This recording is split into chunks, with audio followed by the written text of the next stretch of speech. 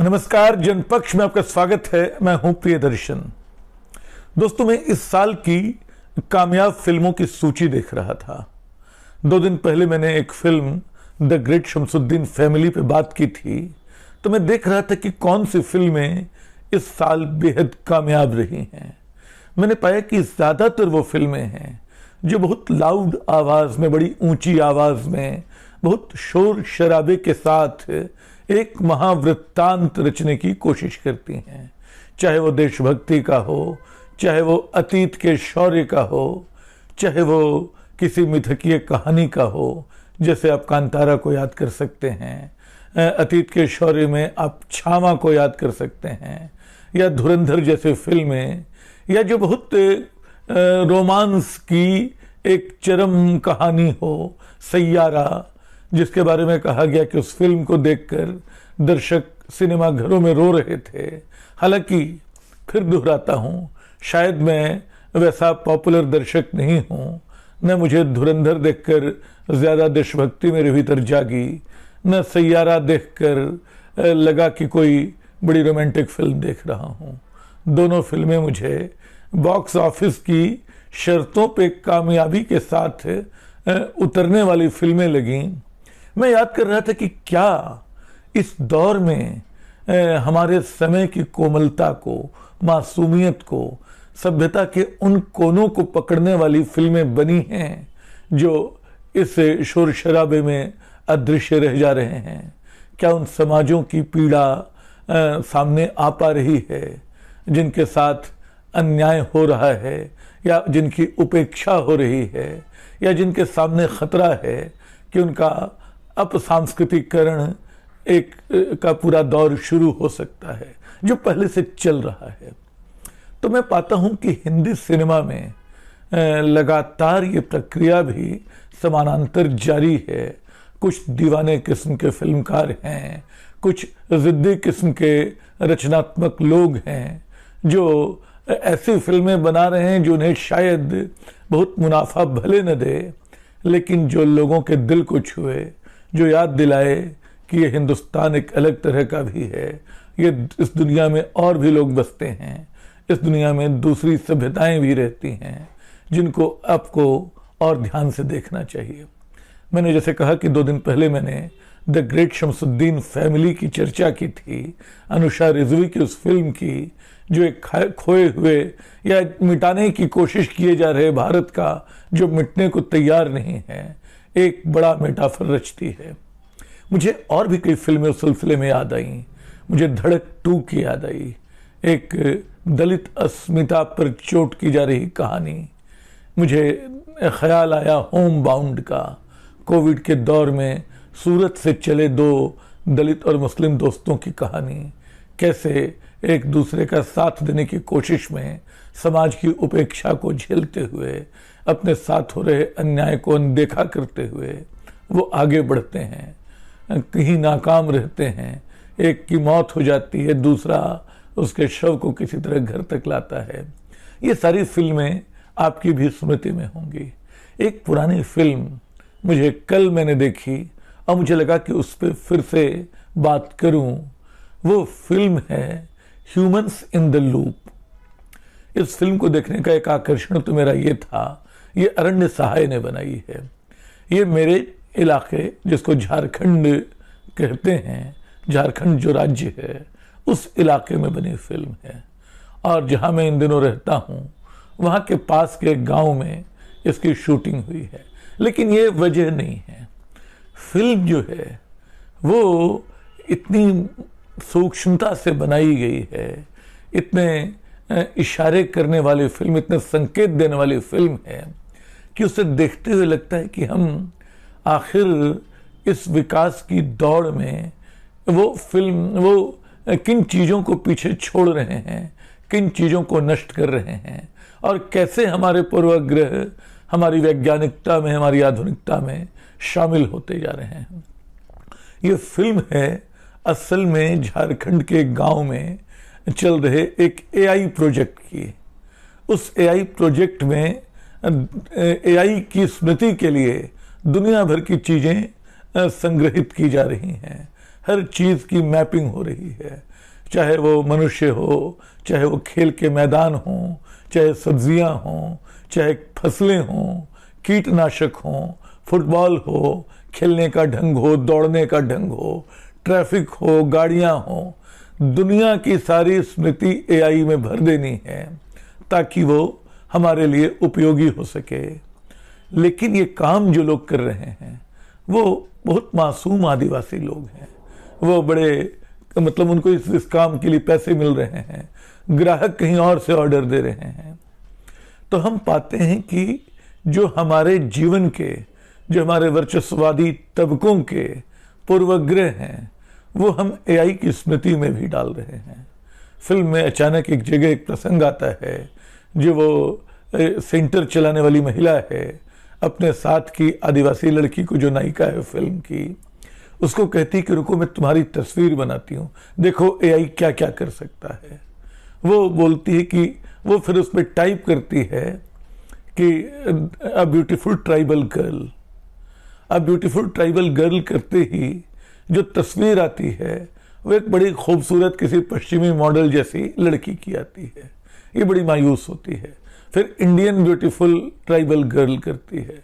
फिर जो तस्वीर आती है वो रियलिटी से बहुत दूर है, यथार्थ से बहुत दूर है।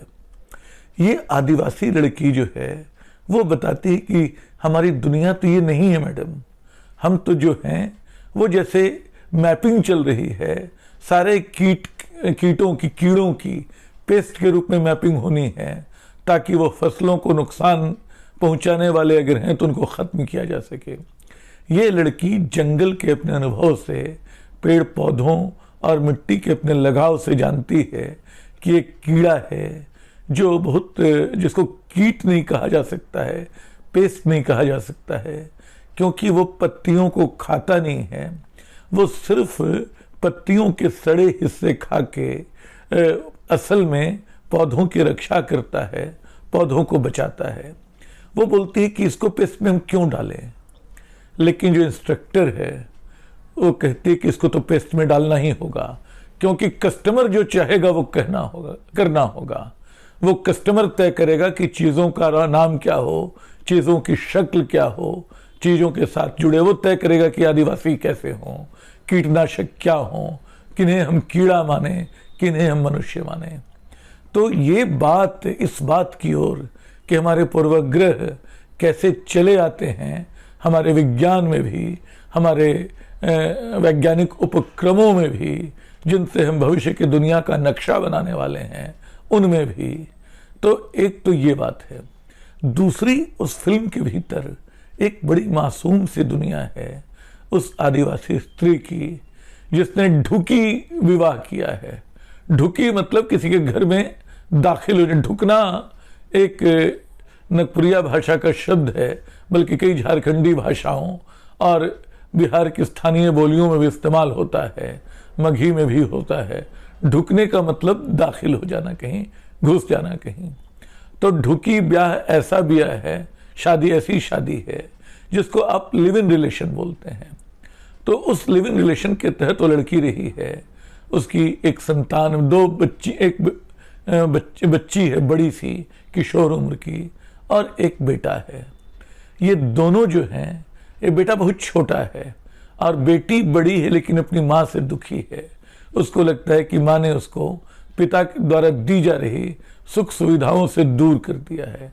पिता शहर में रह रहा है, उसको मोबाइल दे रहा है, मोबाइल पे बातचीत करते हैं।